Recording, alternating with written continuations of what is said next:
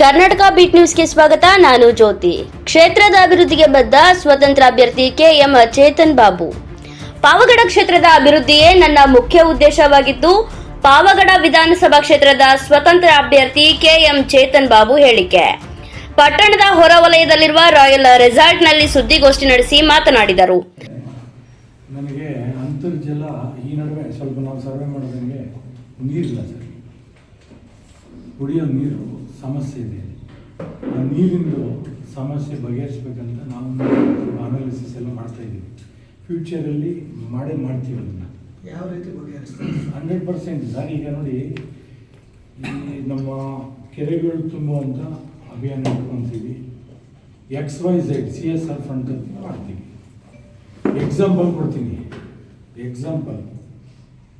ಬೇರೆ ಯಾವುದೋ XYZ ಕಾನ್ಸ್ಟಿಟ್ಯೂನ್ಸಿಗಳಲ್ಲಿ 300 ಕೋಟಿ ರೂಪಾಯಿ ಕೆಲಸ ಮಾಡ್ತಿದ್ದೀವಿ. XYZ ಕಾನ್ಸ್ಟಿಟ್ಯೂನ್ಸಿ ಹೆಸರು ಹೇಳೋಕ್ಕಲ್ಲ. XYZ ಅಲ್ಲಿ ಇಲ್ಲಿ ಯಾಕೆ ಮಾಡಬಾರ್ದು? ನೆಕ್ಸ್ಟ್ ಇಲ್ಲಿ ಮಾಡ್ತೀವಿ, ನೀರು ತುಂಬಿಸ್ತೀವಿ. ಸೆಕೆಂಡ್, ನಮ್ಮ ಪಾವಗಡ ವಿಧಾನಸಭಾ ಕ್ಷೇತ್ರದಲ್ಲಿ ಸುಮಾರು ಸರ್ಕಾರಿ ಆಸ್ಪತ್ರೆಗಳಿದ್ದಾವೆ. ಇನ್ನು ಆರೋಗ್ಯ, ಶಿಕ್ಷಣ, ಉದ್ಯೋಗ ಹಾಗೂ ನೀರಾವರಿ ಕ್ಷೇತ್ರಗಳಿಗೆ ಹೆಚ್ಚಿನ ಆದ್ಯತೆ ನೀಡಲಾಗುವುದು. ಯುವ ಜನತೆ ಉದ್ಯೋಗವಿಲ್ಲದೆ ನಗರಗಳಿಗೆ ವಲಸೆ ಹೋಗುತ್ತಿರುವುದನ್ನು ತಪ್ಪಿಸಲು ಪಣ. ಕೆರೆಗಳಿಗೆ ನೀರು ತುಂಬಿಸದ ಕಾರಣ ಅಂತರ್ಜಲ ಕೃಷಿ ಚಟುವಟಿಕೆಗಳಿಗೆ ಆದ್ಯತೆ. ಮಹಿಳೆಯರ ಸ್ವಯಂ ಉದ್ಯೋಗಕ್ಕೆ ಹೆಚ್ಚಿನ ಒತ್ತು ನೀಡಲಾಗುವುದು. ಇನ್ನು 4 ಹೋಬಳಿಯಲ್ಲಿ ಕೈಗಾರಿಕೆಗಳನ್ನು ಸ್ಥಾಪಿಸಲು ಪ್ರಾಮಾಣಿಕ ಪ್ರಯತ್ನ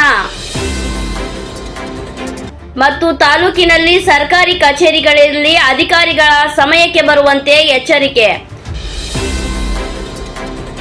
ಪಾವಗಡದಲ್ಲಿ ಮಿನಿ ವಿಧಾನಸೌಧ ನಿರ್ಮಾಣವಾಗಬೇಕು. ಜನರು ಕೆಲಸಗಳಿಗಾಗಿ ಬೆಂಗಳೂರು ಮತ್ತು ತುಮಕೂರಿಗೆ ತೆರಳುವ ಅವಶ್ಯಕತೆ ಕಡಿಮೆ. ಕ್ಯಾಂಡಲ್ಸ್ ಇವತ್ತು ಇವಿ ಡಿಮ್ಯಾಂಡ್ಸ್ ಹಳ್ಳಿಗಳ ಕಡೆ ಗೊತ್ತಿಲ್ಲ ಕೆಲವರು. ಇವಿ ಡಿಮ್ಯಾಂಡ್ಸ್ ಇವಾಗ ಅಥವಾ ಕ್ಯಾಂಡಲ್ ಡೆವಲಪ್ಮೆಂಟ್ ಮಾಡೋವಂಥ ಒಂದು ಯೂನಿಟ್ಸ್ ತಂದುಬಿಡಿ, ಮಾಡಿಸೋಣ. ಈಗ ನಮ್ಮದು ಸುಮಾರು ಬಿಸ್ನೆಸ್ ಇದೆ ಬೆಂಗಳೂರಲ್ಲಿ. ಒಂದು 2-3 ಯೂನಿಟ್ಸ್ ಈ ಕಡೆ ನಮ್ಮ ಕಾರ್ಯಕರ್ತರ ಜಾಗ ಬಾಡಿಗೆ ತಗೊಂಡು ಒಂದು ಕಾರ್ಖಾನೆ ಕೆಲಸ ಕೊಡೋಣ ಬಿಡಿ. ಚುನಾವಣೆ ಬರೋದು ಇನ್ನೂ 2 ವರ್ಷ ಇದೆ, ಅದು ನೋಡೋಣ ಬಂದಾಗ. ಅದಕ್ಕೆ ಮುಂಚೆ ಏನೇನಿದೆಯೋ ಸಮಸ್ಯೆಗಳಿರೋದು ಬಗೆಹರಿಸೋಣ ಬಿಡಿ ಕಾನ್ಸ್ಟಿಟ್ಯೂನ್ಸಿಯಲ್ಲಿ.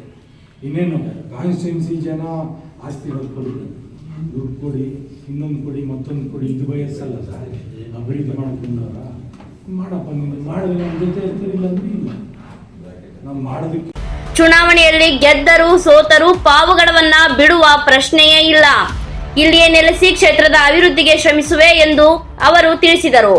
ಕ್ಷಣ ಕ್ಷಣದ ಸುದ್ದಿಗಾಗಿ ನೋಡ್ತಾ ಇರಿ ಕರ್ನಾಟಕ ಬೀಟ್ ನ್ಯೂಸ್.